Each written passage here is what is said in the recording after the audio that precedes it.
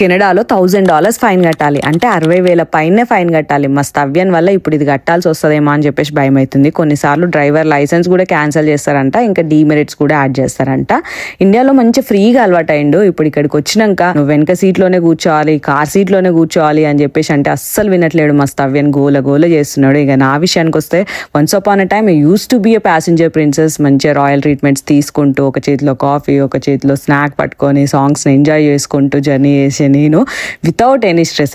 ఇప్పుడు స్తవ్యాన్ని పుట్టినాక నా సీట్ ముందు నుంచి వెనకకు అయింది. అండ్ ట్రావెల్ చేసినప్పుడల్లా వాడిని పట్టుకోవడమే పని అయిపోయింది. మొన్న ఇండియా నుంచి కెనడాకి వచ్చినాక ఇంటికి వచ్చేటప్పుడు ఊబర్ బుక్ చేసుకున్నాం. అస్సలు అంటే అస్సలు కార్ సీట్లో కూర్చోలేదు. వాళ్ళేమో ఎక్కించుకోము సీట్లో కూర్చోకపోతే అని వాళ్ళు. సో పిల్లలు కార్ సీట్లో కూర్చోకపోతే పోలీసులు గనక దొరికించుకుంటే అంతే, మనం ఫైన్ కట్టాలి అండ్ వాళ్ళు కూడా కట్టాలి. అందుకే ఇంకా అలవాటు చేయాలి వీడికి అని చెప్పేసి లేట్ చేయకుండా కొత్త కార్ సీట్ తీసుకొచ్చినాం. మొన్నటి దాకా 1 year వరకు యూజ్ చేసే కార్ సీట్ ఉంది. ఇప్పుడు 1 year పైన కాబట్టి ఇంకో కొత్త కార్ సీట్ తీసుకొచ్చినాము. అండ్ ఇదంతా కూడా ఫైన్స్ కి మించి వాడి సేఫ్టీ కూడా.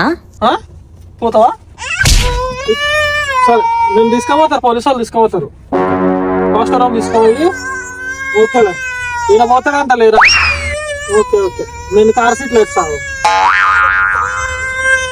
సరే సరే పోతావులే. Okay okay పోదులే. నువ్వు ఆర్ఫనేజ్ వేసేస్తారు, నిన్ను పాస్టర్ హోమ్ వేసి తీసుకుపోయి పోలీసు వాళ్ళు వేస్తారు, ఇంకా చెక్కుతారు నిన్ను. ఓకే, అడాప్షన్ కి ఇస్తారు, అయిపోతుంది. ఇదిగో ఇలా కష్టపడుతున్నాం ఈ కార్ సీట్ తోని స్తవ్యంతోని. వీడియో నచ్చితే కనుక please subscribe to my channel. So bye.